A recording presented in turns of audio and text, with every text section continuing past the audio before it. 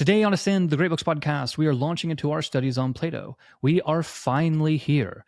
We are kicking off with a roundtable of friends, a lawyer, 2 PhDs, and an independent scholar, discussing the preliminary questions of who is Plato, why should we read him, and why should Christians read him in particular, and how should we read him? Is there a wrong and right way to read Plato? We'll also have a brief opening chat on the great books in general and why they are worth reading, which is really at the heart of our mission here at Ascend. We'll end by mapping out the next 8 to 9 months of episodes on Plato, which includes some of the best university professors and online voices you can find. So join us today for an excellent conversation on who is Plato and why should we read him.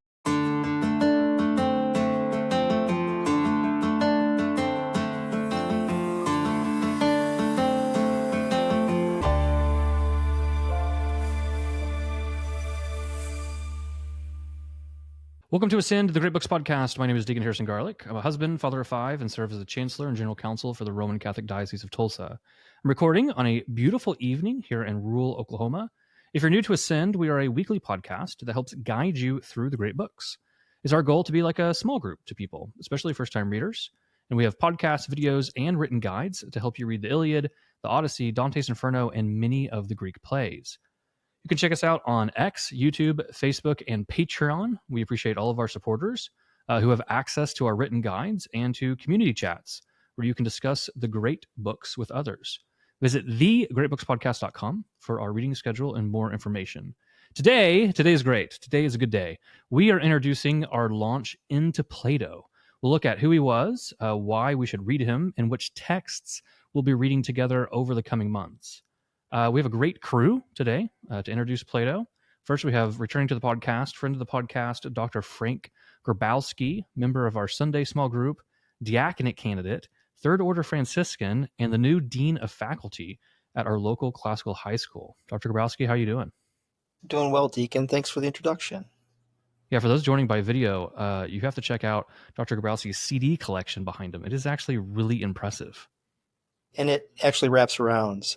And I have several boxes in storage right now. So, yes, I am a Gen Xer. Do you have a main genre? Classical, yeah, 100% classical. Well, it's not 100% classical, but yeah, mainly classical. I was going with Metallica. I thought that was a good guess. All right. We also have returning to the podcast, Mr. Thomas Lackey, also a member of our Sunday Great Books group, independent scholar, friend of the podcast, the guy who reads 400 commentaries before every episode. We always appreciate Thomas's insights. Thomas, how you doing? Good. It's a good day. It's beautiful weather. Floods have passed, so all is well. We have had flooding out here yesterday.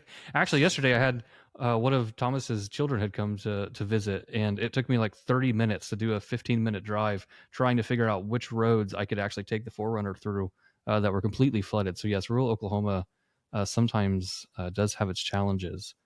We also, returning to the podcast, or actually first time on the podcast as far as the listeners are concerned, we have Dr. Brett Larson, who's the assistant professor of political science at Tulsa Community College. He's joined our Sunday small group. I've really enjoyed all of his comments. And though this is his first appearance on the podcast, he's actually already recorded an episode with us on Plato and the vocation of the teacher, which will air later this year. Dr. Larson, how are you doing? Doing great. Thanks for having me on. It's a pleasure to be here.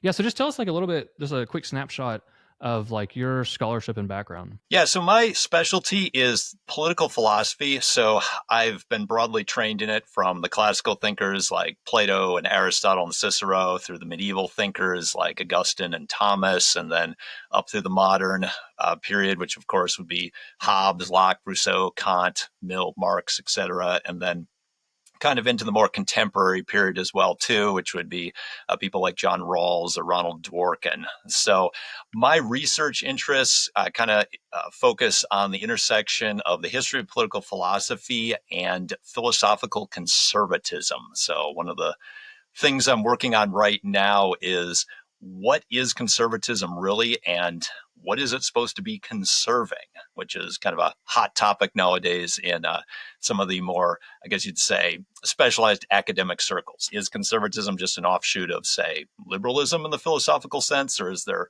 actually a deeper, longer tradition there. So that's kind of some of the stuff I'm working on. As far as my teaching, I work at a community college, so our basic bread and butter course is an intro to American government course. The basically, hey, there's a Congress, a president, etc. But occasionally, I do get to teach a course called Intro to Political Thought, and it's basically a history of political philosophy. And we start with Plato and we go through Nietzsche. And that is, to date, my favorite course to teach, and I wish I got to teach it more often. That's wonderful. I'm really going to exercise some discipline and not go off about how modern conservatism is actually just right liberalism, because that is a wonderful conversation to have. Any particular love of Plato? Yeah, I really enjoy Plato.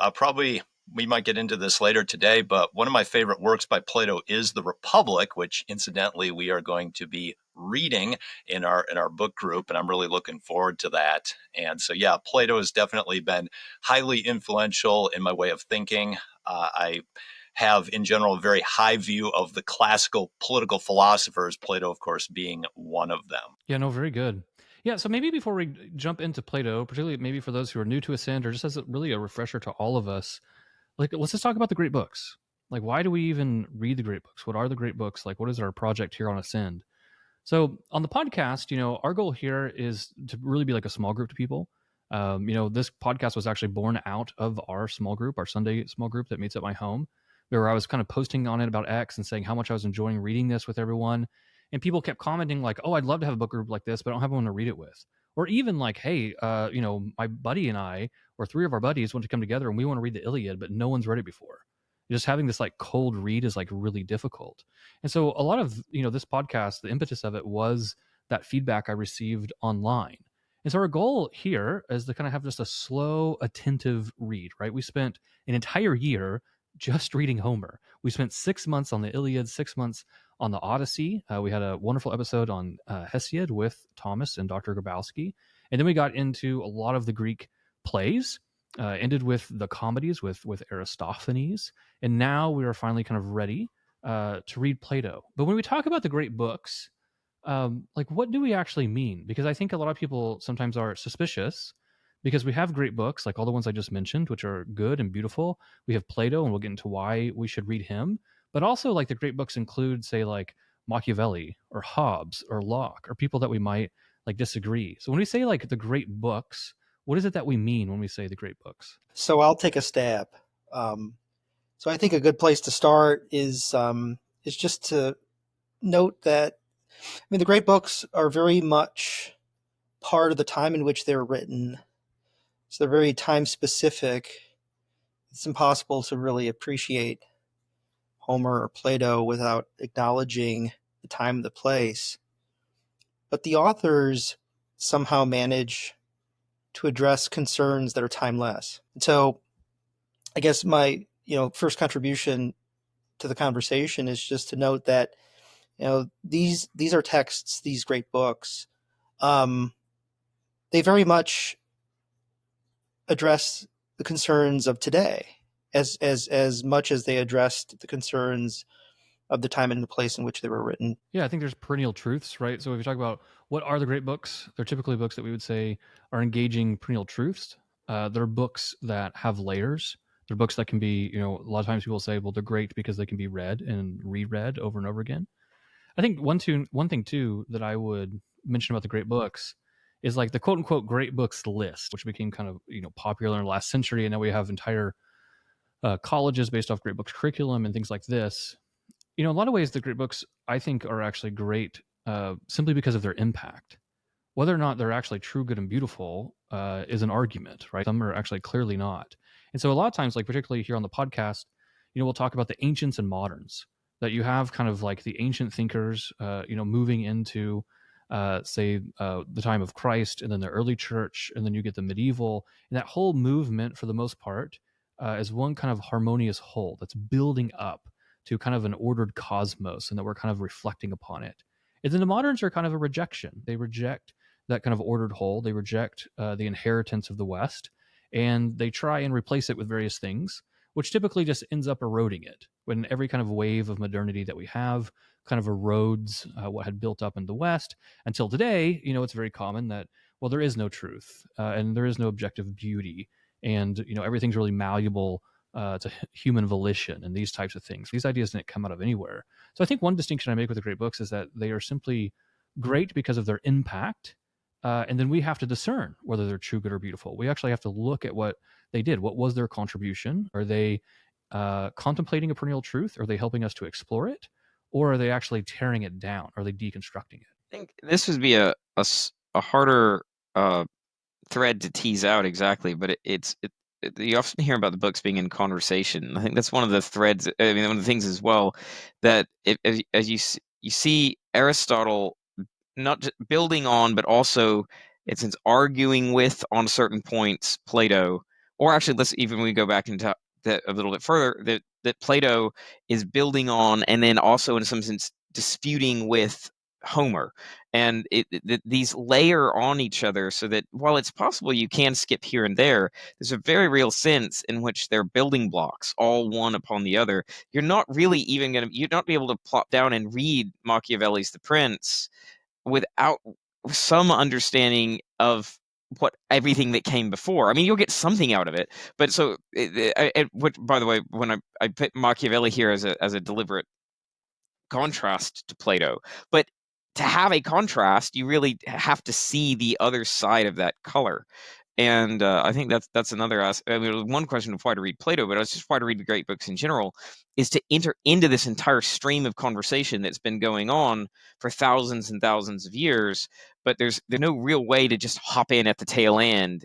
It doesn't work that way. Yeah, this is called the Great Conversation. We're entering into the Great Conversation. And one of the reasons that I think here on the podcast, we've made the commitment to mostly, for the most part, move in chronological order. Because then you can actually see how these authors are dialoguing with one another. And we'll see that very clearly when we read Plato, because we'll see that he's in dialogue with Homer, particularly, say, in the Republic, but also like in the Gorgias and other places as well. Homer's just somewhat ubiquitous throughout the Platonic corpus. But obviously, like you said, Aristotle then is going to be in conversation with both Homer and with Plato, and then that kind of just continues to snowball. And so you bring a much more rich understanding to the text if you have read the antecedents. And so if you're new, if you haven't read all those and you don't want to go back, you can jump in with Plato. The first time I was introduced to the great books, we just started with Platonic dialogues. We didn't read any of the Greek plays.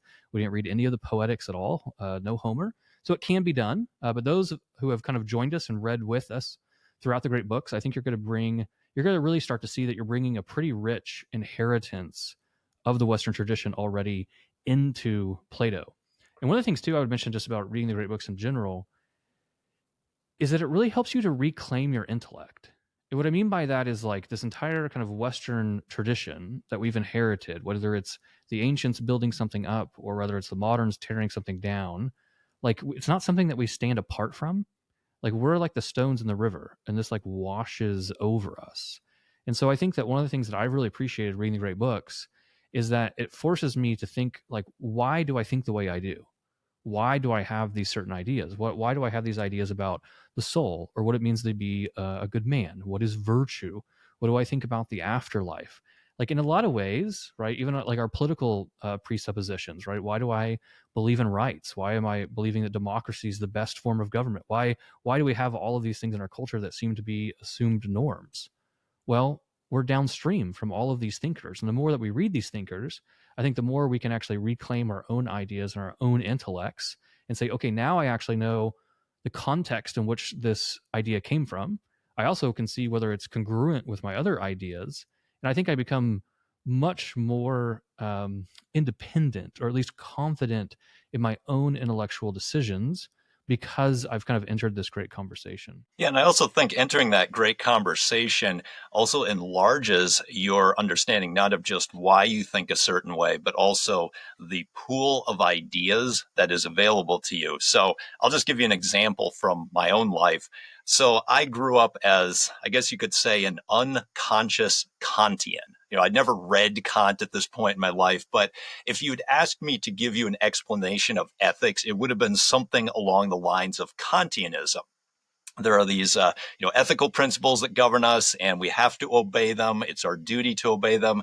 And as long as we don't transgress them, we can go ahead and do as we please. And that's it, the deontological ethics. However, over time, I started reading Plato and Aristotle and Cicero and Augustine and Thomas and other, great authors in this great conversation. And I started discovering that there's an alternative way to think about ethics that we typically call virtue ethics, which starts with an idea of a supreme good, and then virtue is those things that help us attain that supreme good. So by participating in this conversation, I discovered something that I had absolutely no idea existed. And that's just one of, I think, many examples I could draw on.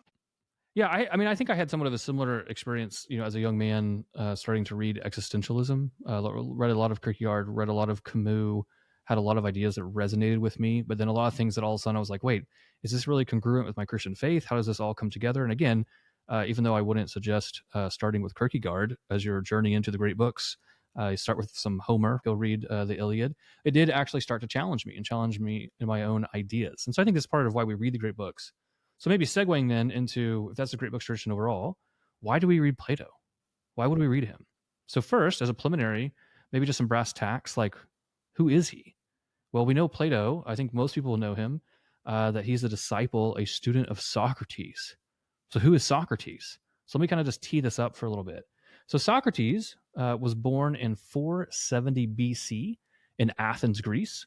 He lived through Athens' golden age, but also the Peloponnesian War, which ended in 404 BC. Socrates is the first philosopher. He's truly a lover of wisdom. He thought reality was intelligible and dialogued with people to find truth and to lead them into truth. Most notably, like Jesus Christ, he wrote no books. He is mainly known to us via the writings of his student Plato. And it is in the writings of Plato that Socrates gives us teachings on the soul, virtue, politics, the afterlife, rhetoric, teleology, and education. In 399 BC, at the age of 70, Socrates was tried for corrupting the youth and impiety and sentenced to death, and was executed via him drinking the hemlock.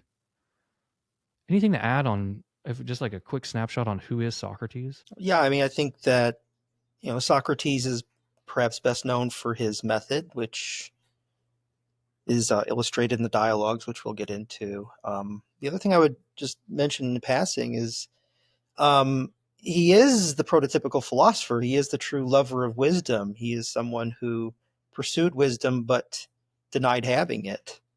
And so, I think that he really does serve as is such a wonderful model to both teachers and students for, how we ought to pursue wisdom, with humility, with deference, but with a degree of optimism. I'd make a point as well that we talked about the reading the great books itself as a kind of entering into a great conversation.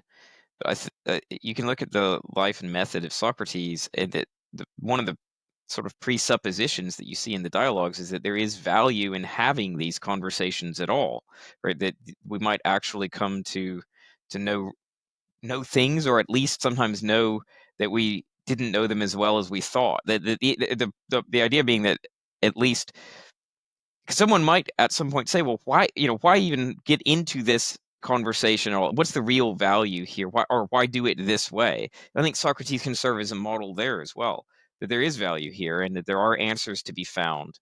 And even when there aren't answers to be found, they can somehow lead into a kind of a more profound mystery of the thing, right? A sense of wonder that can come out precisely through the process. Yeah, and Socrates is oftentimes called the gadfly of Athens, to refer back to Frank's point there about his particular method, that of course being asking a lot of questions. But I think this is what Plato attributes to him. I forget the dialogue he does it to, but Socrates is said to have said, the unexamined life is not worth living. So for Socrates, he thinks we're essentially wasting our lives if we're not asking these really fundamental questions, like what is the supreme good? What is human nature? What is justice? What is virtue? And all the other questions that Socrates pursued throughout his life, and then ultimately ended up, arguably because of the pursuit of these things, getting in trouble with the people of Athens. because maybe they wanted to live a life that was, in fact, unexamined. Yeah, I think there are really strong parallels, just kind of looking at the character of Socrates, really strong parallels between him and Jesus Christ. Like if you had to actually choose like two people, like where are the two persons that really kind of gave a distinct imprint on what we now call Western culture?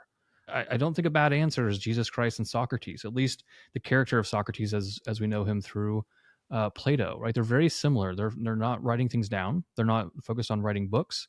They're focused on forming those around them. And then obviously they're both killed, right, by the polis. And so we'll see Socrates, as you mentioned, that quote is from the Apology.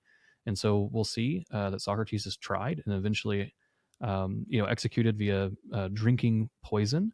But also we have with our Lord, right, also teaching and then end up being crucified, in his own polis. And so I think right off the bat, I think there's like this really distinct parallel between the two that really has captured the imagination of, say, Christianity, the early church fathers, etc. That something very distinct is going here, and like there are kind of very deep spiritual reads of Socrates. Right, Socrates will say that his teacher was God. Socrates will tell us that God gave him a daemon or a spirit, which the Neoplatonic kind of Renaissance Catholics interpreted as some type of angel that would tell Socrates not what to do, nothing positive, but would kind of check him and tell him what not to do. Right. So it's difficult. It's really difficult to even summarize the character of Socrates. But when we're looking at Socrates, I think in my mind, we're looking at someone who lived a life that gave what we call Western culture its core characteristics. And I think one of those things that we have to see that he took quite seriously is the soul. We finally have kind of a very robust understanding of the soul. And going back to the Apology, right, this robust understanding of the soul of like, I understand that, evil men cannot actually harm a good man because you can't force me to actually act against myself. You cannot force a just man to actually be unjust. And so there's this, the more you study him via Plato, I think the more these things start to blossom and how rich reading these Platonic dialogues are. But let's kind of sally forth. If that's Socrates, then who is Plato? So just some brass tacks on Plato. So Plato was born in 428 BC in Athens, Greece, into an aristocratic family.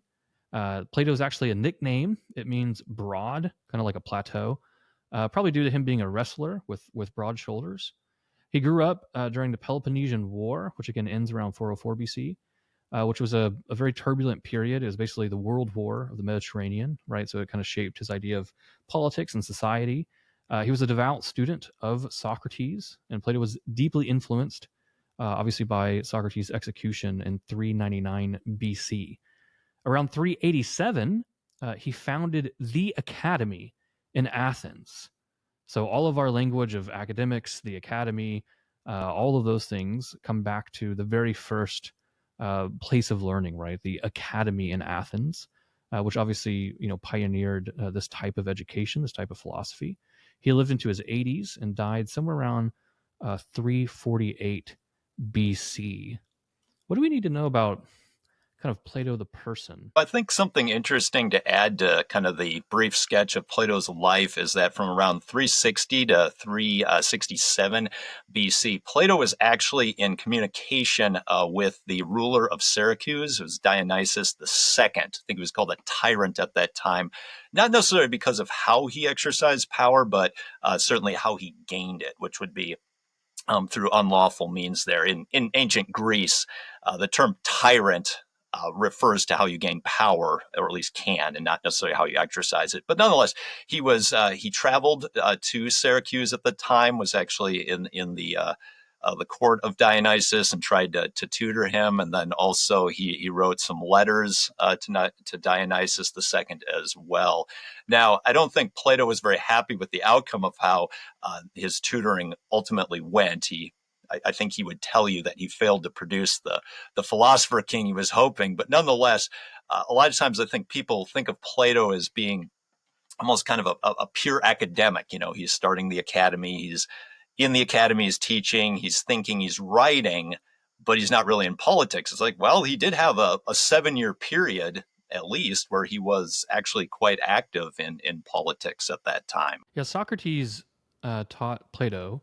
Plato taught Aristotle, and then Aristotle taught Alexander the Great. So I think as far as like actually tutoring an actual successful political figure, I think Aristotle wins that one over his mentor Plato. You know, the narrative on Plato, there's all kinds of wonderful little anecdotes. The narrative on Plato that's always really captured my imagination is that he was a playwright, that he wrote plays. And the narrative is that upon meeting Socrates, he went back and burned all of his plays. And then now, but it's, you know, obviously the benefit here is that the dramatist in him survived. And then he decides then, right, to write the teachings of Socrates in a dialogue format. So that's something that's really interesting. So if those are familiar with like Aristotle or most all modern philosophers, we get kind of like a treatise. We get like an instruction manual. Sometimes we get things that are incredibly difficult to read. And sometimes they're difficult to read intentionally, right? I think it was Hegel. And someone asked him like, why are you so difficult to read? And he's like, well, because if I was easier, I'd be less famous. So this is what most people think philosophy, this is what they think. They think very difficult, dense, unerotic, right? To use that Platonic term, reading. And what Plato gives us is something beautiful and rich and alive that has a vitality to it, right? It's the best way, and he talks about this. The best way to learn is a question and answer, but with another human. You're having this conversation. The dialogue seems to be then the next best option, that you kind of reduce that conversation to some kind of writing in which you can kind of hopefully step into that kind of frozen dialogue.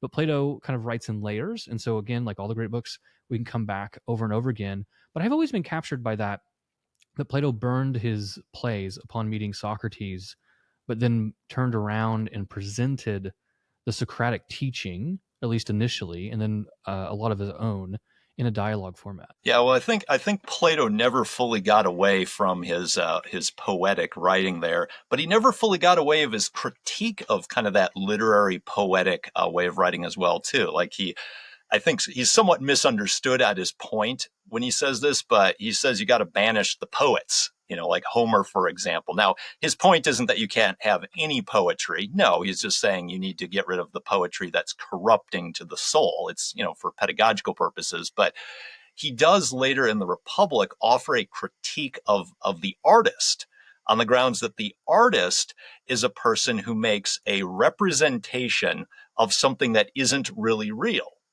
So the artist for Plato does not see to the true realities, the forms, you know, the ideas that are behind things, you know, like the form of a chair, as opposed to, say, the physical manifestation of the chair. All the artist sees is the chair and then makes a copy of the chair there. And I forget how he phrases it exactly. Maybe one of you can correct me on this, but something like the artist is like doubly ignorant because of the artist is focusing on a copy of a copy rather than the reality itself. So, yeah, I mean, you're absolutely right that he definitely uses a literary and poetic style, but I still think he was a little bit uneasy with it throughout his works. Yeah, I think one thing that I've come to appreciate is that, say, in the Republic, he'll critique poetry and the poets. In the Gorgias, he will critique rhetoric. But at the same time, he'll be using poetry and rhetoric. And so what does this mean, right? How does a man who is teaching through dialogues and giving us beautiful allegories like the cave, or myths like the myth of Ur or Gyges' ring, how does that man critique poetry? And really, I think, you know, what we'll see then is philosophy is the highest, and it brings all the other arts and bodies of knowledge underneath it. And so you can make these distinctions between, say, a rhetoric that's in service to philosophy or a rhetoric that is not, like we see in the Gorgias. And so I think one of the things that we'll see constantly with Socrates in the writings of Plato is that he's not only trying to understand the essence of things or the definitions of things. He wants to understand the logos, the logic, the internal ordering, the rational principle of a thing. What's the logos of justice? But then also, where does it fit in with the whole? Because that's really wisdom. Wisdom is knowledge of the whole. So how does this thing then fit in? I don't want to just understand rhetoric.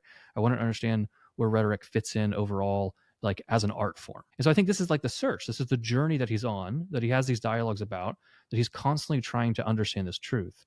So maybe this is kind of a good segue It's not just like who Plato is, but why should we read him? Like why? So if I'm a first time reader and I've never read Plato before, right? We've got two PhDs. Dr. Growski, I think, recently stated that he escaped academia to teach at the classical high school.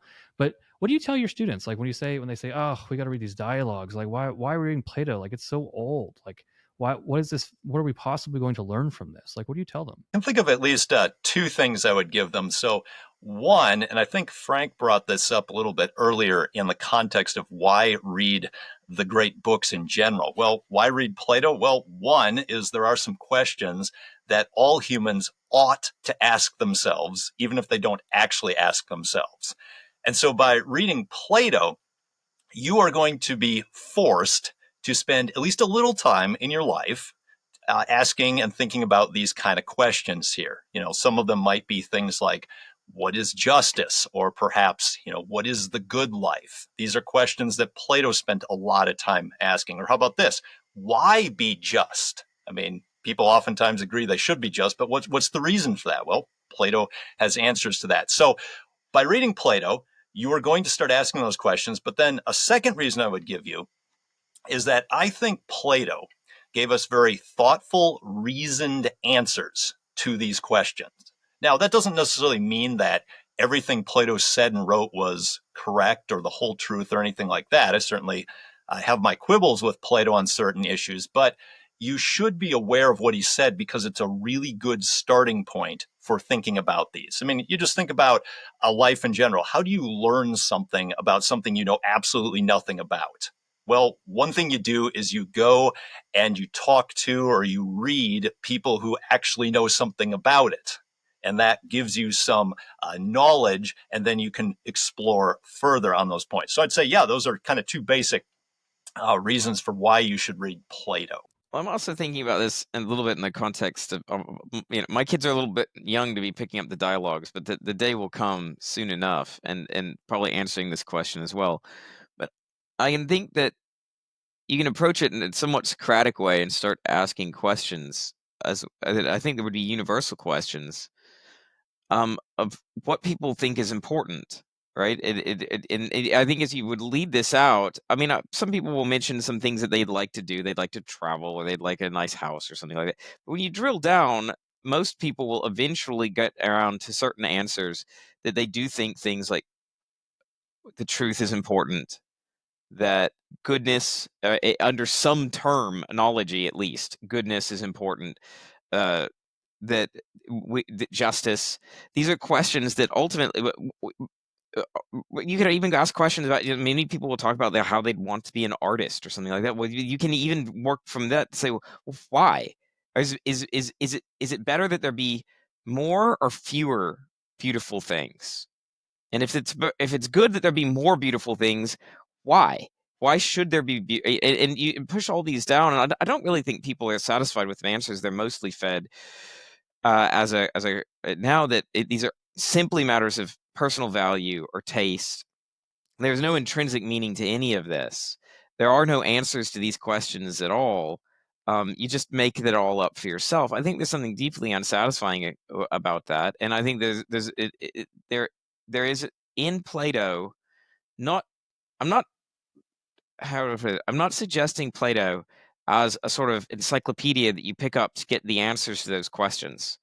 But he and through Socrates is an excellent example of a person and a way of life that refuses to accept cheap substitutes as answers to those questions. And I think there's maybe an overly done emphasis on authenticity and as a phrase and all this. I think there is, though, in this idea of an examined life, that life is a very high stakes venture, which I could get wrong, and that it's important that I know the truth and bear witness to it somehow. And I think that answer is something that resonates with almost everyone, even though it gets pushed aside by so many other things. And Plato is an introduction into that in two ways. And I hope I'm just not repeating myself, but it's an introduction to that in the dialogue form, as in it's an instruction, it's a teaching, it's all that, but it's also a kind of parable an image of a life lived out that way in the person of Socrates. Someone who is so uncompromising in his quest for the truth that he's willing to die as a witness to it. Yeah, that was really well said. No, I appreciate that. Dr. Grabowski, what do you think? Why should we read Plato? Your little classical high school students come up to you and be like, what? We have to read the Apology? Why are we reading this? There's a very famous quotation by Alfred North Whitehead. He's a well-known late 19th, early 20th century philosopher. Process and Reality, I think, is where we find this quotation, where he says that the history of Western philosophy is a series of footnotes to Plato.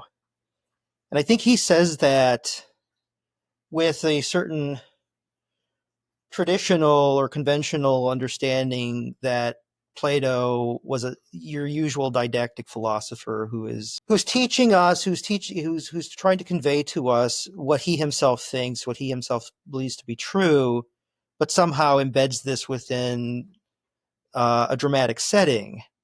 And so there's this tendency sometimes to strip away the drama and just to reveal the arguments, to get to the bottom of what it is that Plato believed, and this is what Platonism is. And I think that that's a mistake. And maybe we'll get more into this when we consider the question how to read the dialogues. But there's a very distinct esoteric side to Plato that I find quite appealing. And by that, by esoteric, I mean that, he does tend to bury his meaning. He does tend to hide it in a way. He puts us to work, just like Socrates puts his interlocutors to work. And so clearly, Plato had beliefs. I mean, he's not just throwing ideas out there randomly. He has convictions. But I think the real beauty of reading Plato is to try to seek out precisely what it is that he is trying to get across to us through this character of Socrates. I mean, Plato is constantly hidden from us. He's hidden behind Socrates, but he's hidden behind these other interlocutors too. So I think that to me is very compelling about Plato, just as an author. Yeah, very well said. Yeah, I think we need to circle back to that on how to read him. I think if we're still dealing with why to read him, the 2 points that came to me, which I think are really kind of echoed in the sentiments already shared, is one, Plato is philosophy. Like, just plain and simple, Plato is philosophy. You cannot have philosophy without Plato. And so earlier I kind of listed the things that we have that Socrates kind of teaches us, but we only have the character of Socrates, right, as Plato presents him. But what are we getting? We're getting the soul, virtue, excellence, political philosophy. We're getting basic teleology. We're getting what does it mean to be educated. We're getting a ladder. We're getting spiritual teachings.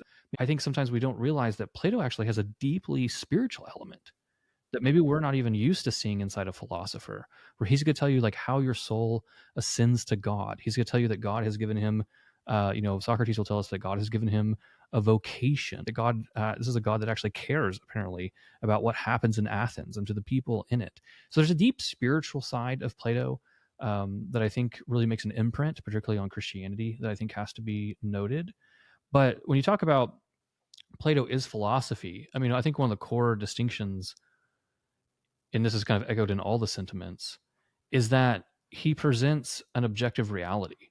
He presents a reality that is true and good and beautiful. It's intelligible. It's this ordered cosmos, this kind of cosmic order by which we can come to understand the world around us, but also ourselves. And that claim that he makes and defends and constantly tries to root things kind of in an objective knowledge really is, I think, at the heart of philosophy, right? A true love of wisdom, because it's a pursuit of what's real. It's a pursuit that actually we can experience what is real and satiate in it and come to grow both in our knowledge of what's external to us, but also in our own interior lives. And so I think Plato, right, is really a master of the soul. I think he's really a master of trying to tutor us. And I love what you said, Dr. Grabowski, is that he doesn't hide the ball, right? Because that's kind of a negative phrase, but like he makes it like a true conversation. You actually have to do the work.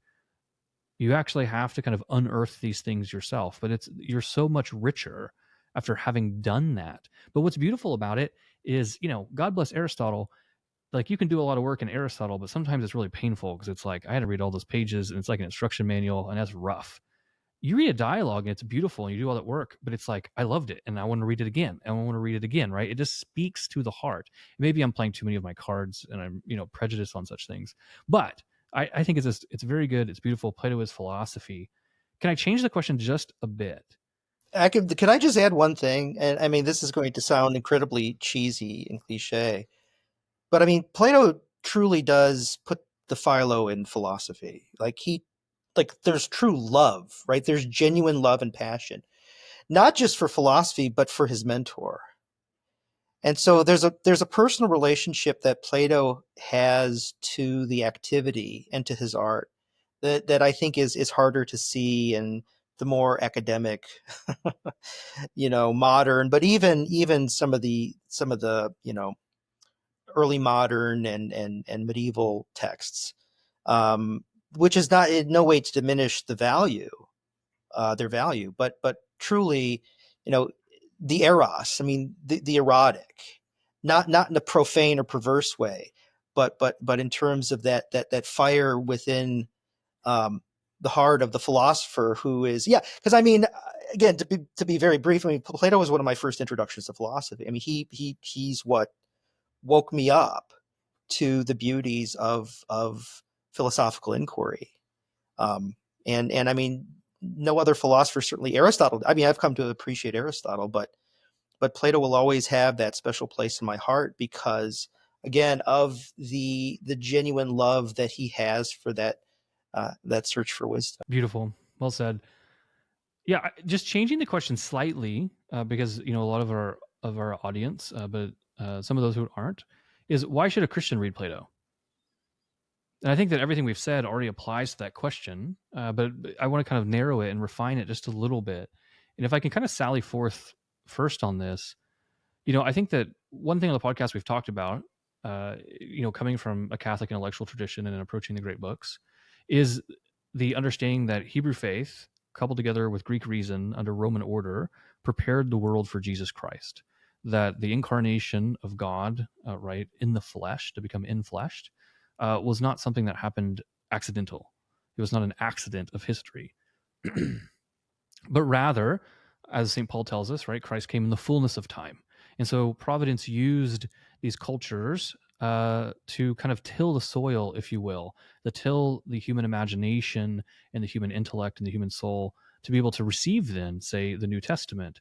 And so I think when you approach it from that direction, we see that Plato plays really an irreplaceable role in kind of cultivating the soil for the coming of Jesus Christ.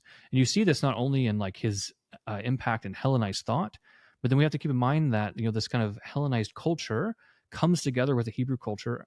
200, 300 years prior to Jesus Christ, the first Old Testament canon, the Septuagint, is actually written in Greek. The New Testament is written in Greek. It adopts Greek terms. I'm not saying it's all Platonic or straight Platonic philosophy, but there is a Hellenistic imprint on that type of Hebrew thought at that time where our Lord comes. And a lot of that Hellenistic imprint is Plato. And then Plato is the philosopher for at least the first 1,200 years of Christianity. If they talk about philosophy, they mean Plato. And they know who Aristotle is, but they have some problems with him. He seems like a materialist. He seems too mundane, these types of things, right? And so I think that in a lot of ways, Plato is philosophy, and he is the philosopher for much of Christianity. And I think that it'd be actually really hard to divorce Christianity from Platonic thought, right? There's been, quotes said that, Christianity is basically Platonism for the masses. And so I think if you're going to approach from a Christian standpoint, I think one is a historical claim of what was Plato's role then in kind of tilling the soil, and two, what is Plato's like imprint on Christian thought, which sometimes we're not as aware of. Yeah, there's not much I can add to what you've just said, Deacon. I mean, it's certainly possible to read Augustine's Confessions without having read the dialogues, but I don't think you can appreciate Augustine's intellectual development sans some exposure to the dialogue. Same with Anselm's ontological argument. I mean, the ontological argument, it draws heavily upon a quote-unquote Platonic metaphysics. But I would just briefly say that, anecdotally, I mean, Plato had a huge impact on my reversion back to the Catholic faith. In particular, the considerations that come up in the dialogues regarding objective morality, the truth of mathematics. I mean, these become very difficult things to square with a secularist worldview. And so I think that Christians can certainly benefit from having read Plato as a way of either quelling doubts or strengthening their faith. I think it's in the idea that grace builds on nature. We come to love God by faith, which is itself a gift. But there's a natural love of God, a natural virtue of religion as well. That's the proper object of philosophy, which is to know and love God, not in the beatific way that is promised through Christianity, where we would come to know and see him as he sees himself, but to know and love him as a creature loves its creator in a natural mode. And it is by no means wrong, and it's in fact a providentially, I think, a both naturally and providentially arranged thing that men would strive to love God even in a fallen world the best that they're able to find him. And I think that's what you see in someone like Socrates, who doesn't have the benefit of revelation. So he doesn't have that unerring light to follow, but still has a kind of leading to love God according to the lights of human reason. And I use that term on purpose because there's a sense of which, of course, that Augustine will point out that all human reason is illumined by the divine light, right? So that all truth has to have that divine illumination to it. So I think that you wouldn't want to cut that off. Yes, it's true that Christianity has a fullness that can't be. Aquinas says elsewhere that you could only come to some even natural truths mixed with a lot of error, and I think that there are. So I'm not extolling philosophy to the extent that it would arrive at all the conclusions of Christianity. It never would, but it can arrive at some. For example, that God exists and that he ought to be loved. And Thomas, I mean, just to kind of follow up on what you just said, look, I mean, however we want to read the Republic, whether it's reflecting Plato's actual thought, but I mean, you say that Augustine, that he subscribes to this idea that all is known through some sort of divine illumination. But I mean, what do we read in the Republic? But all is illumined by the form of the good. So Plato is already approaching this idea that the transcendent is ultimately what provides us with insight, which ultimately provides us with the light by which we can come to know the truth. Well, and of course, St. Paul on Mars Hill appeals to the Athenians in using a dialogue sort of form. Now, his success, I admit, is limited, but the point, he doesn't entirely reject this as a method, right, or as an approach. He is already hinting that, look, you're in this scriptural example that you've been worshiping an unknown God. Well, I'm here to make him known to you. Well, he's not at that point entirely rejecting their ignorance, which is true, but I mean, as how to put it, as if it were pointed 180 degrees in the wrong direction.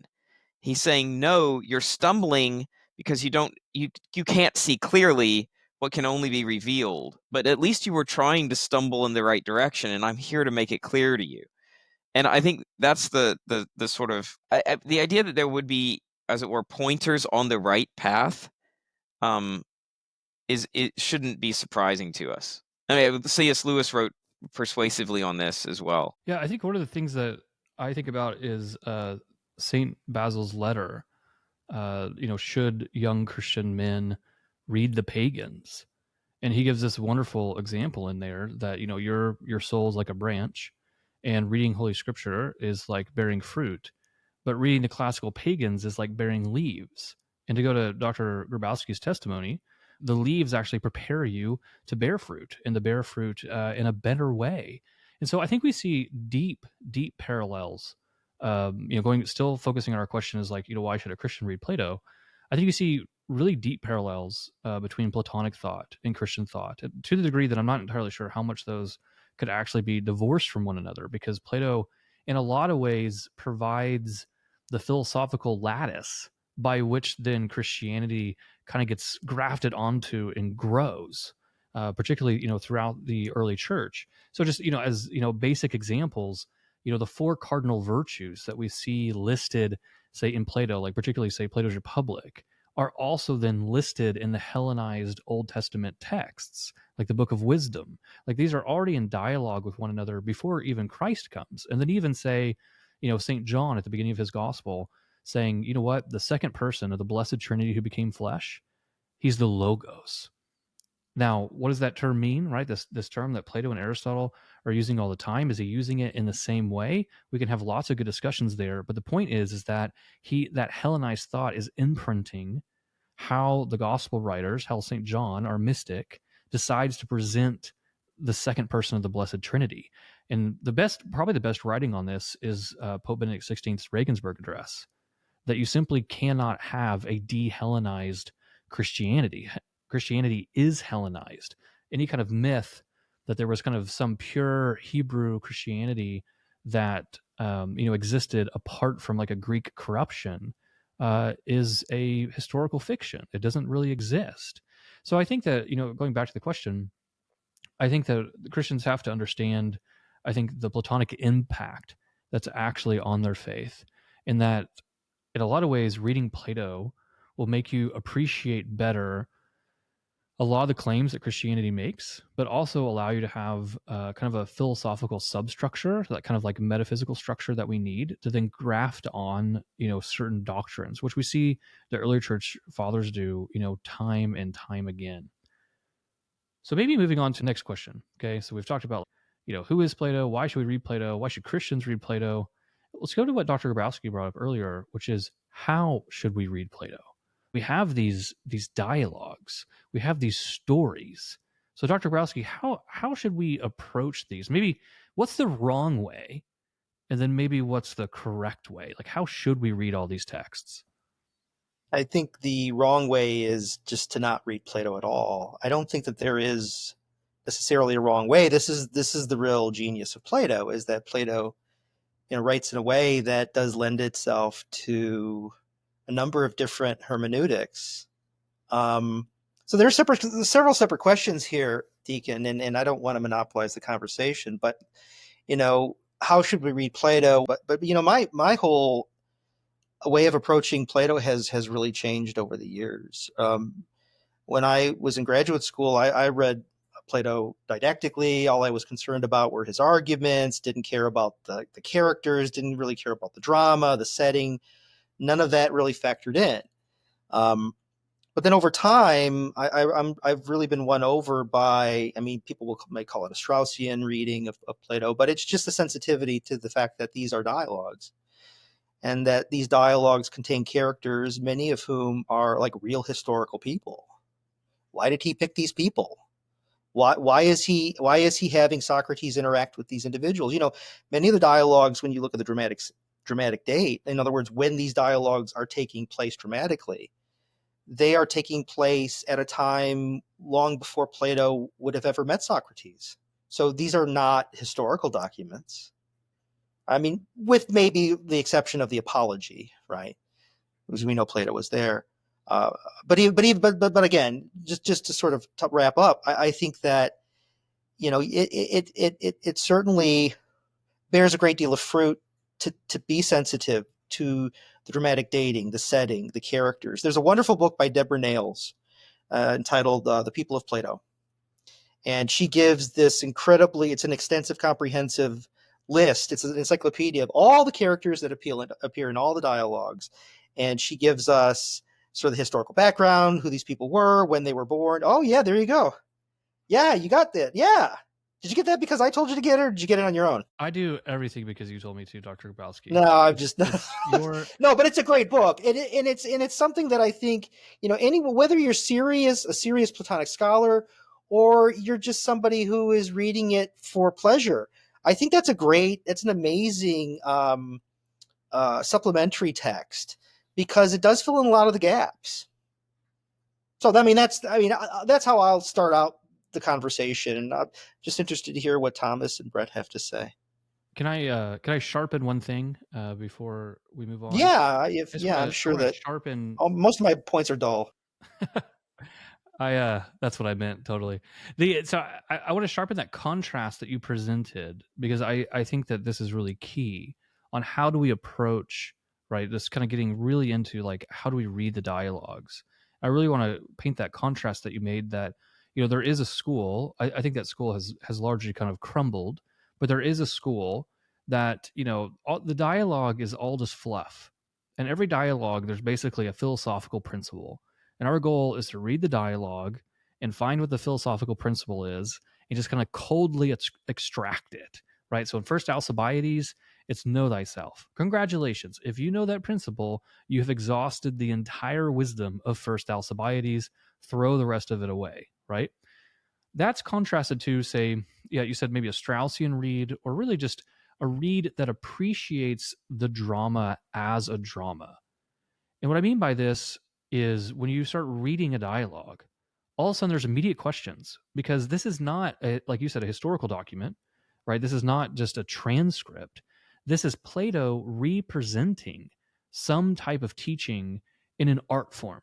And so we immediately have to ask ourselves, why is the dialogue in this setting?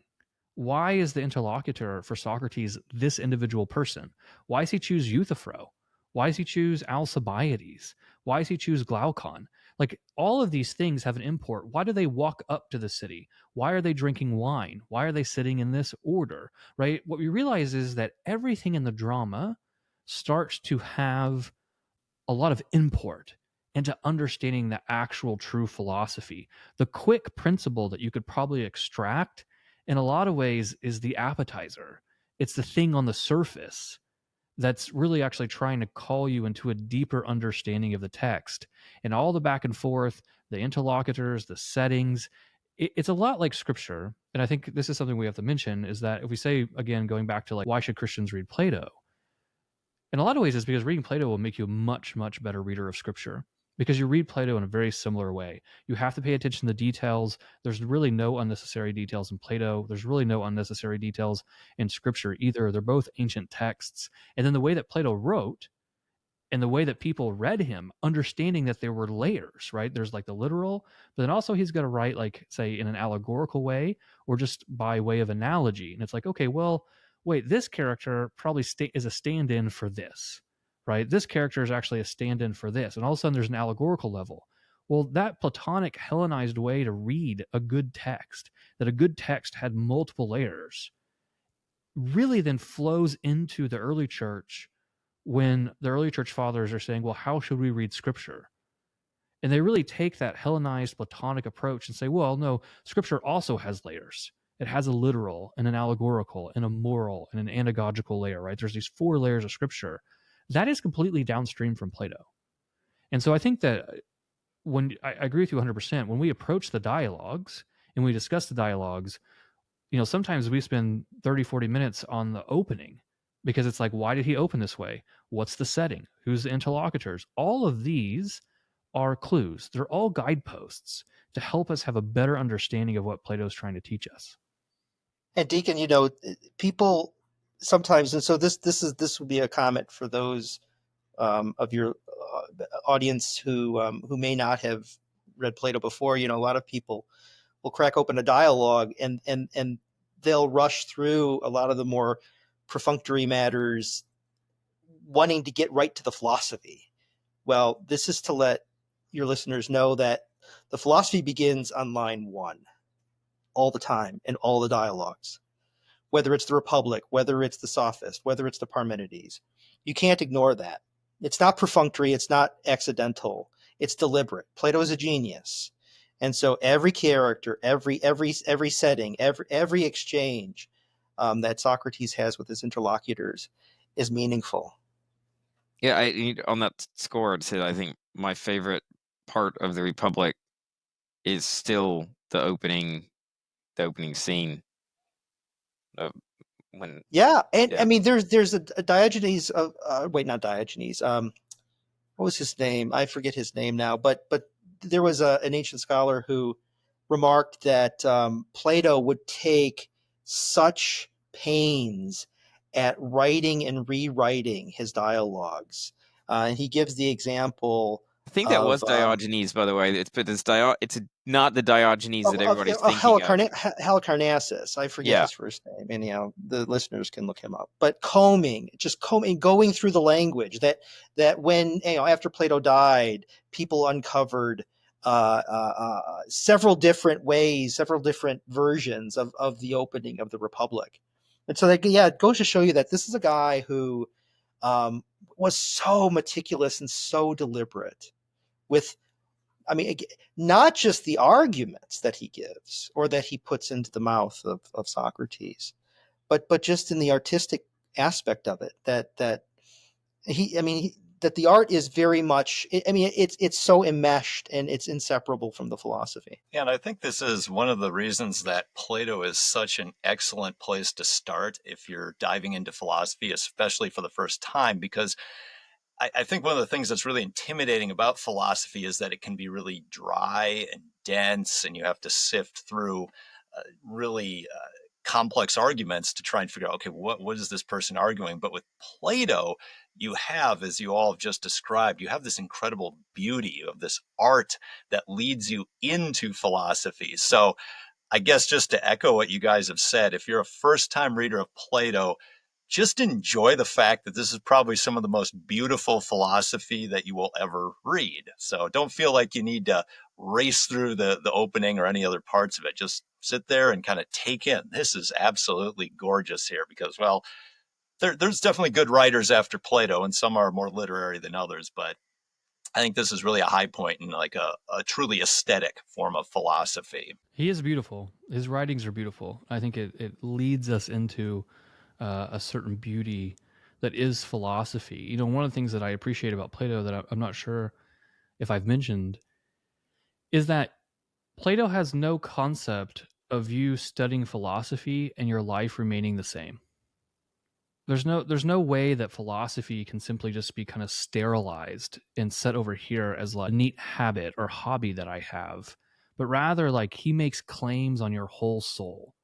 He says, no. If you're going to live like this is what you have to do. This is how it works. You see this in First Alcibiades. You see this in the Symposium.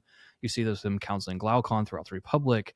Like he wants your soul to be beautiful. He finds virtue to be a certain health and beauty of the soul, and he wants you to have that beauty. And so one thing I think is really challenging in reading Plato, and in the best sense of that word, is simply that you feel like he's challenging you, that you can't just read these beautiful principles, these beautiful lessons in the dialogues, and then walk away and be ugly.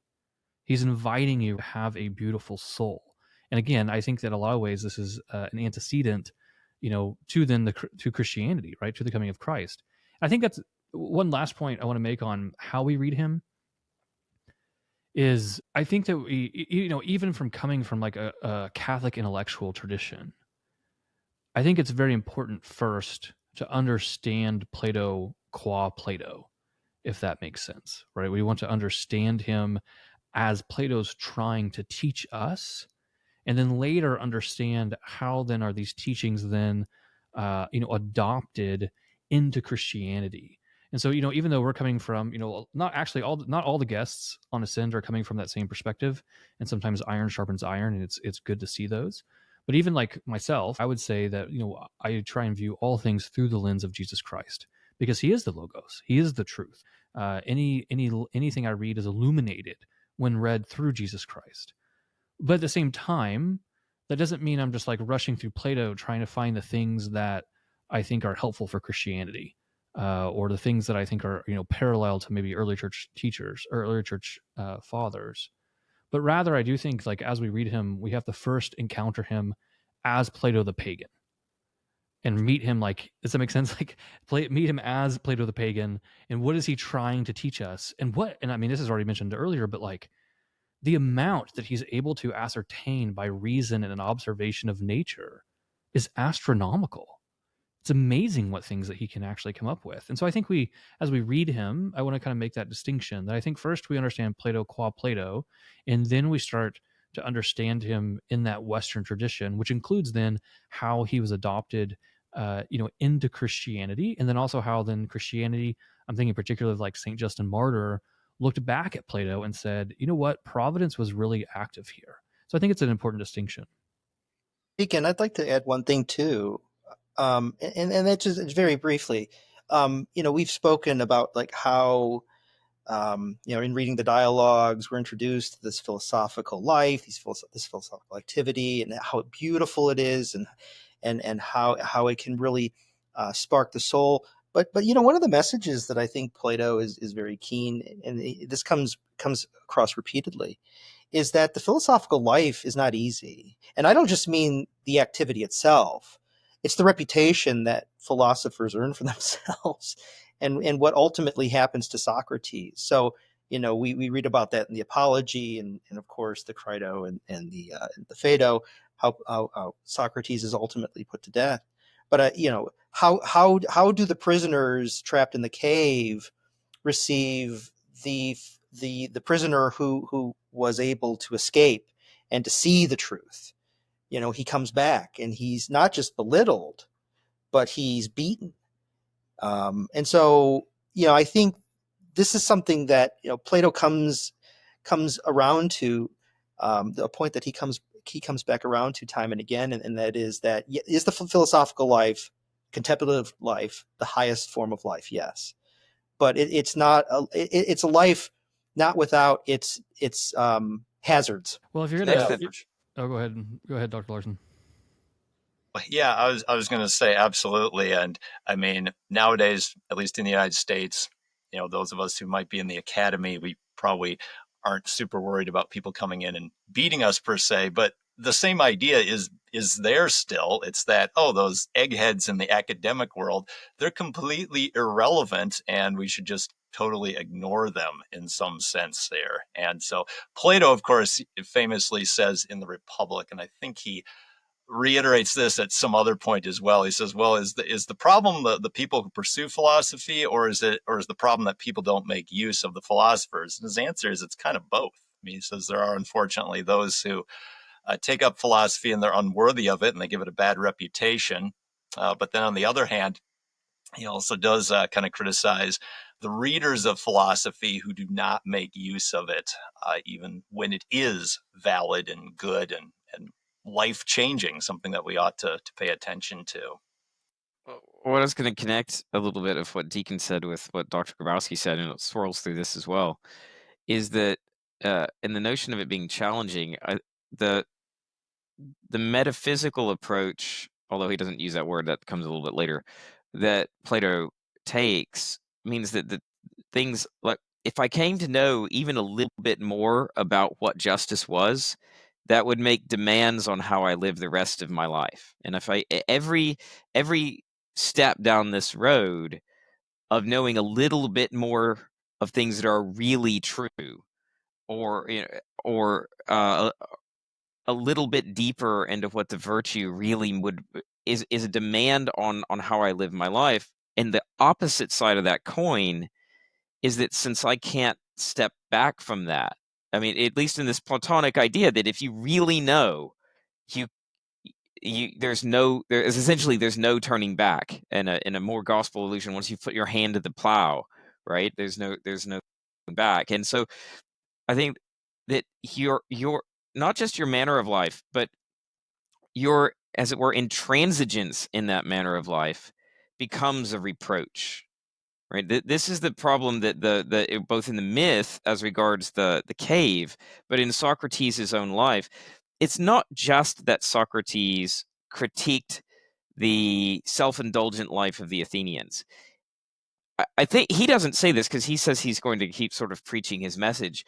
I think it is fair to argue from what Plato sets out that Socrates' own manner of life became a critique of the Athenian manner of life if he had never had to say another thing, right? His very presence, and that's why he became so intolerable to them. And I think this is something that is setting up, sort of the project, and I think also why in recent days you might argue more political philosophers like Karl Popper will spend such great time critiquing Plato, because that kind of intransigence they view as dangerous, right? No, we're never supposed to believe anything that deeply. Everything is only to be held lightly and as a kind of intellectual dilettantish pursuit. It's not meant to actually make demands that in the case of Socrates, demands at the level of life and death. So I suppose that would, well, I will say, or maybe this would be the why not to read Plato portion. This is to make more gospel references. You've got to count the cost before you start building the tower. That would be, I mean, if this reading Plato may change your life. So think about that sort of before you get in. Well, Yeah, with much knowledge comes much pain, or so Ecclesiastes says, right? Yeah, if you're comfortable with a lazy life and an ugly soul, do not read Plato. Just stay away. So no, these are all really good thoughts. Let's move into what we have coming up. So let's move into like our schedule. What are we doing? Like, what are we gonna do with these kind of Ascend studies into Plato? So those are familiar with Ascend, the Great Books podcast. You might know that we actually record well ahead of time, usually 8 to 10 months, sometimes a year, between the recording and when we're actually published. So we have actually already recorded over 20 episodes leading us into Plato. And so I just want to kind of sketch out what our reading schedule is, and maybe just get some like quick hot takes from you guys about like these particular dialogues and why should we read them. Because one thing I am very happy about, and I will say this, and I'm very much in debt to Alec Bianco and to our friend Athenian Stranger. I asked them, I don't know, maybe 18 months ago, where should we start? Where should one start with Plato? And I put it on X, and of course I got like 50 different answers, right? Everyone has, which 9 times out of 10, their answer is whatever dialogue they read first is the great one that you're supposed to. And so, because I think mine was like Euthyphro, I think. And they both recommended this dialogue called First Alcibiades. And we have 4 episodes on First Alcibiades. Alex from Cost of Glory is going to come on and do kind of like a historical looking at Plutarch's lives, like who was Alcibiades, because his life is frankly insane. And you kind of need to understand historically who he was to see why Plato chooses him as a character. And then Alec Bianco and Athenian Stranger are going to come on for 2 episodes to lead us through First Alcibiades. And then Dr. Shields from Wyoming Catholic College is going to come in and talk to us about First Alcibiades in kind of a collegiate level of welcoming freshmen into college. And they actually read First Alcibiades at Wyoming Catholic as part of their kind of intro into college life. And so what is First Alcibiades and why should we read it? I was completely new to the dialogue, and I will tell you that after 20 episodes, and right now we're scheduling our stuff on the Republic, First Alcibiades probably still lives in my imagination more than anything else that we've read thus far. Maybe the Gorgias, which I was also new to. But First Alcibiades is the historic first dialogue that students of Plato would read. And it is a story, it's a dialogue about Socrates talking to a young Alcibiades and trying to convince him why he should live the philosophic life. And you see, like, why would that be a great dialogue? Well, it's probably because that's where a lot of our audience probably is. Why should I do this? Why should I invest the time? Well, you're like Alcibiades. And Socrates is going to try and convince you to live this philosophic life. And the principle that we get from First Alcibiades is the famous know thyself. That the philosophic life, this life of beauty, this life of what's true and good and beautiful, it starts with know thyself. We have to understand our own soul. I'm just telling you that the First Alcibiades dialogue, it really kind of lives rent-free in my imagination right now. I greatly enjoyed it. Okay, so moving on.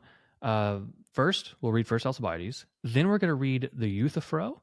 We have 2 episodes on the Euthyphro, in which actually Dr. Grabowski and Thomas join us alongside Dr. Joey Spencer. And so we'll have 2 episodes there. And then actually a third one on the Euthyphro called Aquinas and the Euthyphro Dilemma with Dr. Donald Prudlow at the University of Tulsa. The Euthyphro, if you're not familiar, it's a must read. It's wonderful. Everyone knows what the Euthyphro Dilemma is. But I think there's, again, as Dr. Grabowski talked about, there's a way to kind of extract it from the dialogue as a philosophic principle, but then there's also a way to read it as part of the larger drama. And as someone who I will say, as someone who thought that I understood the Euthyphro well, I think our journey through it this time, it really blossomed. And there's whole parts of that dialogue that I didn't really, I think, historically pay attention to, that I didn't think were that rich, that on this read through are now some of my favorite parts. This is still one of my favorites. No, I say, yeah, I'm going to bring up the cliche that Deacon just did of saying that it was the first one I read, which it was the first one I read. But the more I've come back to it, it's also a very short dialogue. So this is worth pointing out that some of these, obviously there's quite a bit in length, but this is very short. And I'm continually impressed by how much I seem to have missed every single time I've read it. All I was going to say is that this is where those who have been regular listeners to the podcast, they'll need to dig out their notes from the Iliad and Odyssey, and to focus in particular on questions involving piety, because it's quite obvious that Plato is writing this dialogue with this traditional understanding of piety in mind. And he's really calling into question what is the relationship between piety and the gods. And that, of course, becomes manifest in the famous dilemma. And of course, this is another one of the examples of Plato anticipating one of the great debates in the history of philosophy and theology that, well, is still with us today. Which actually goes back to answering Deacon's question, why should a Christian read the dialogues? This is a great example. Yeah, I think one of the things that I've come to appreciate is that, as we've moved through the Greek plays, it's really amazing to me how often in, whether it's Homer or reading the Oresteia or reading Sophocles, etc., during that journey, we actually made reference to Euthyphro and said, oh, just wait. Plato's going to take this up explicitly. Just wait. Plato will do this. So now we finally come to it, right? We finally come to understanding what is the relationship between man, the gods, piety. Can there be multiple gods? Can there be one God? Right? There's a way to read the dilemma, and this is a good distinction of reading the dilemma in the context of Plato, and then extracting that dilemma and reading it in a monotheistic way to maybe challenge our own Christian presuppositions. Just incredibly rich. And also, if the audience isn't familiar with Dr. Donald Prudlow, one of the most intelligent humans I have ever met, and he comes on and helps us understand Aquinas in the Euthyphro Dilemma. How would Aquinas answer the questions that Plato puts forward in that dialogue? It is an incredibly rich conversation, and I learned a lot. After the Euthyphro, we'll take up the Apology, probably one of the most famous dialogues ever. It's Socrates' defense, if you want to call it that, before the Athenian assembly, who's going to convict him, right? It's his trial. And for those episodes, we have 2 on the Apology. We have Father Justin Brophy, who is actually a Dominican friar of the eastern province of St. Joseph, but also a great lover of Plato. Justin is actually his religious name, so he's actually after St. Justin Martyr, who also had a great appreciation for Socrates and Plato. And so he leads us through 2 episodes on an Apology, which I think is very much worth your time. Easily, the best, if not one of the best speeches in all of Western culture. Okay, and then we get into the Crito. So Socrates is in prison, and he's going to give some commentary on the laws on the political side. It's a fascinating dialogue. We'll have a professor from Wyoming Catholic College again come and join us for that, Dr. Pavlos Papadopoulos. Then we get into the Phaedo, or the Phaedo. So this is when Socrates dies.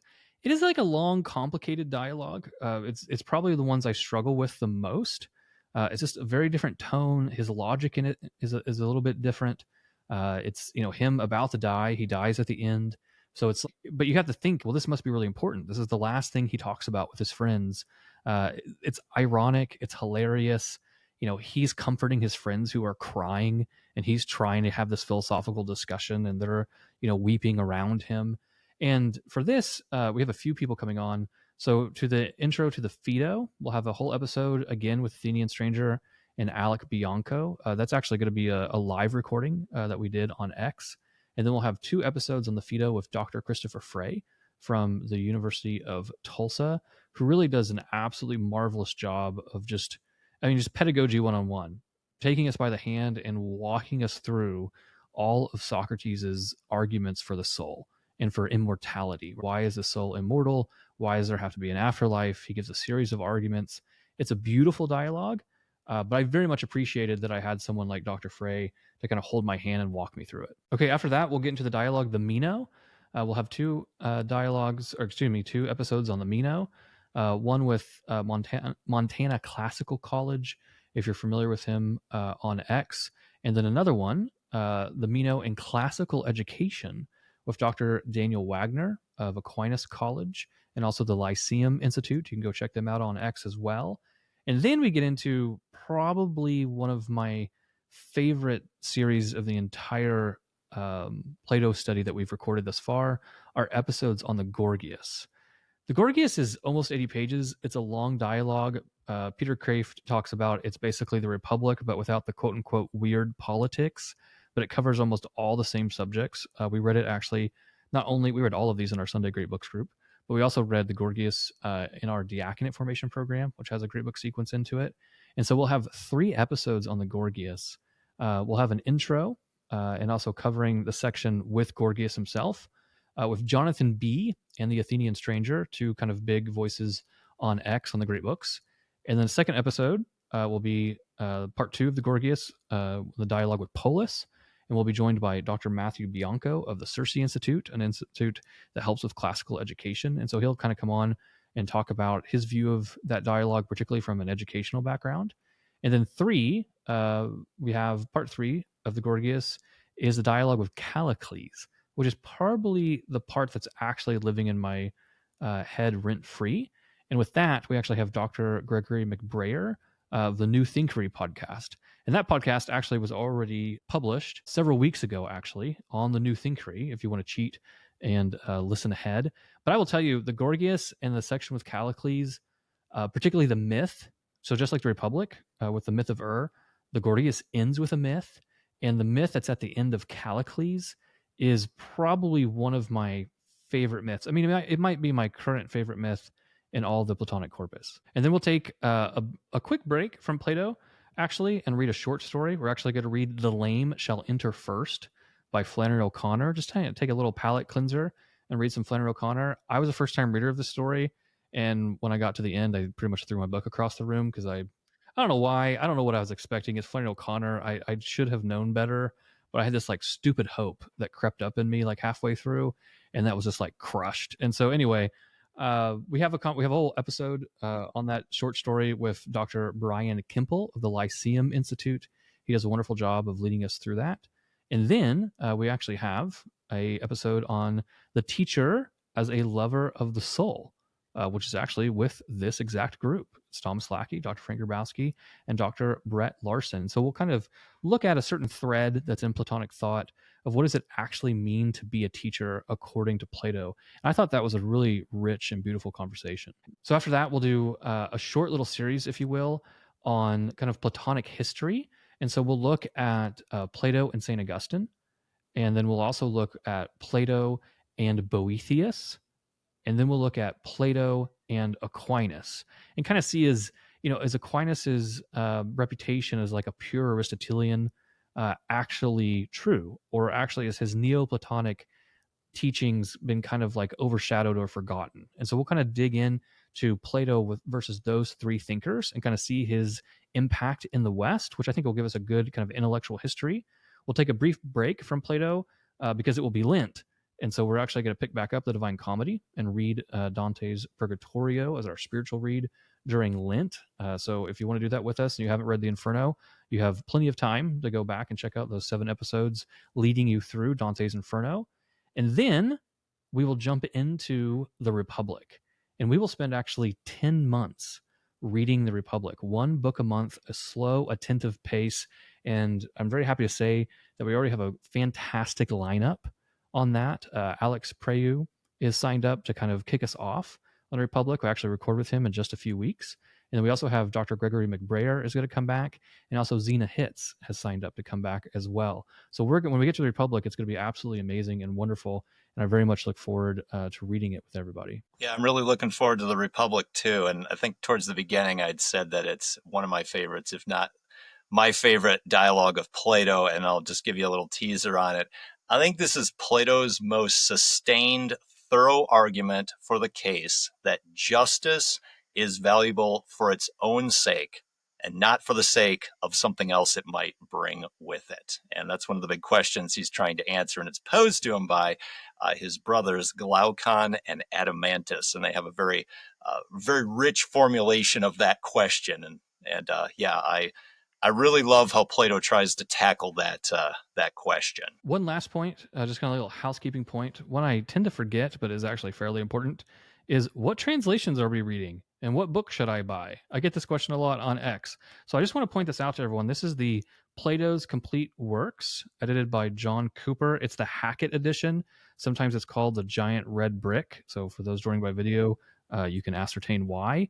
But you really need to pick this one up. So particularly if you're a first-time reader of Plato, don't try and go buy an individual monograph on every single dialogue, etc. Like if there's one that really interests you, then as we move through them, we'll kind of make some other recommendations if you want to pick up something more specific or sometimes a commentary and things like this. But really, if you just want to get started, most of the translations that we're going to pick out of is this omnibus published by Hackett. So I think if you want to join us, just pick this up and you'll have what you need. When you get to the Republic, however, that one we will switch over and we'll actually be reading the Alan Bloom translation. So I'll hold up here and do a good Vanna White for everybody. And so we'll actually be reading this translation when we get to the Republic, but that will not be until mainly, I think, early summer of 2026. We are in it for the long haul. So one thing about Ascend is that we do not move quickly. So it's a small group. You can read with us. I think I've done the math. I think my 12-year-old daughter is going to have to take over the podcast somewhere around Aquinas. I think is how this is going to work. This is going to have to be like a family heirloom that I pass down to maybe somehow catch up to the modern age. But I cannot tell you how much I appreciate you guys this evening, how much I appreciate all the work that you've already done on this kind of launching into Plato and all the dialogues that you've already kind of led us through. I've been personally enriched through this. Again, I think reading Plato is incredibly fruitful. And I'm just excited. I mean, this is what happens, right? When you find the truth, you have an excitement about it. You want to share it with other people. You want other people to experience and to grow and kind of beautify the soul. And I think that's really what we've done over the last, say, half a year reading Plato. And I'm excited to share that with everybody. So any kind of like last thoughts maybe for first-time readers or those on the fence about why they should read Plato? Well, I can't get by without mentioning that Plato is actually really funny.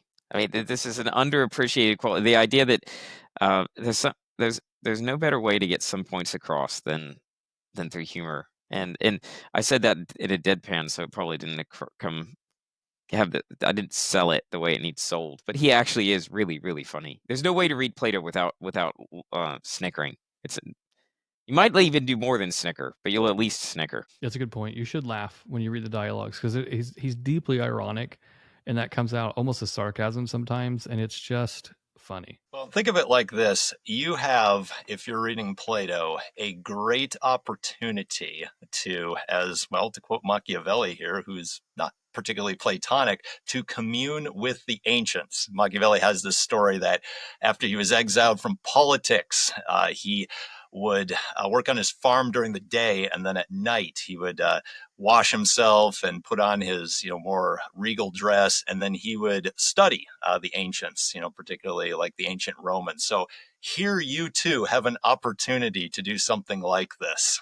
I think he just described the rural Oklahoma ideal. Yeah, except we don't have our regal dress. We just have 5,000 pairs of muddy boots by the door. And then come in our Carhartts and then read Plato. But it's a beautiful life, right? It's a beautiful life. Reading Plato and chasing chickens and doing other such things out here in rural Oklahoma. Any last kind of thoughts or comments? Any last words of wisdom? Like anything about just quickly about like what Plato's meant to you or how it's impacted you? I was just going to say that the Mino, I think, impacted me a lot more this time. Now that I'm thinking about the education of my own children, and what it means to be a teacher and a student. And so I would just we kind of sped by the Mino earlier, but I would recommend anyone as you go through any parent should also, I think, read the Mino. No, this is not just a matter for teachers, but every parent is a teacher, right? So probably a good one to ponder. I'm still pondering. That one is the one that's sort of haunting my mind. I would invite those who may be reading Plato for the first time to find themselves, to locate themselves within the conversations that are taking place in the dialogues. What I mean by that is that I really think this is one of Plato's goals. Again, he's not lecturing to us. The works are didactic in a sense, but there's a word that some scholars use to describe the dialogues, and that is protreptic. And that is to say that they're designed to inspire philosophical activity within the reader. And so if you encounter arguments, if the readers encounter arguments in Plato's dialogues that seem bad, and some of the arguments are quite awful, it's probably deliberate. Because I think Plato wants us to be Socratic and to question the very ideas that are being presented, whether they're by Socrates or whether by one of Socrates' interlocutors. And so, transport yourself within this conversation. You are a spectator, but you can also be a participant. And so I think that is ultimately Plato's aim, is to make us participants in the philosophical activity. I guess one last thing I'd like to throw out here is this. When you read Plato, you're probably going to encounter a really different way of thinking about the world. And it might seem bizarre, it might seem weird, it might seem completely implausible to you. I'd really encourage you to not be too quick to dismiss Plato. Consider the possibility that maybe the assumptions that you hold, that you have somehow come to, whether consciously or not, those assumptions might need to be questioned. And by reading Plato, who is going to probably question a lot of your assumptions, he's not going to share a lot of them, you have an opportunity to reflect more deeply upon them. And maybe at the end of the day, you'll come to the conclusion that, okay, these assumptions that you have that certainly are contrary to many of the ideas of Plato, maybe you'll come to the conclusion that, yeah, those are correct. But you might, and I would say that certainly this was true with me, is I came to the conclusion that a lot of the stuff that I assumed before I read Plato actually turned out to be on fairly weak ground, and I had to rethink it. So really, really encouraging you to read Plato with an open mind, but also go in knowing you're gonna be ramming your head against a wall, because really he's gonna force you to rethink a lot of what you probably end up believing right now. Well said. Well said. However, with the whole ramming your head in the wall, please know that we are going to help you. So you have the podcasts. I should mention, go check out thegreatbookspodcast.com, where you have our reading schedule and very helpful links. Our Patreon page has all of our written guides. So we have written guides to a lot of our texts. So if you're reading yourself, you want something tangible, or maybe you're reading in a small group and you want some small group discussion questions, you really want to have this broken down in a question answer, maybe you're helping to lead a class discussion, these written guides are really invaluable. So you can go check out our library of written guides on our Patreon page, which is going to include the dialogues of Plato.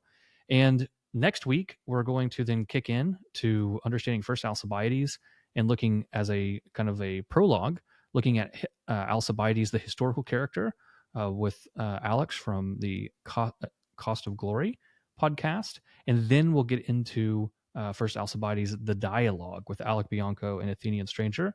So pick up First Alcibiades, start reading it. It's going to be a beautiful, beautiful journey into Plato. And Thomas, Dr. Grabowski, Dr. Larson, I deeply appreciate all of your thoughts tonight, but also all the work and thoughts and just help that you've provided me in my own growth and learning throughout all of our studies on Plato. Oh, the feeling is mutual, Deacon. All right, everyone, go check out thegreatbookspodcast.com and follow our account on X, Facebook, and YouTube, and check out our Patreon page. And we will see you next week. Thank you.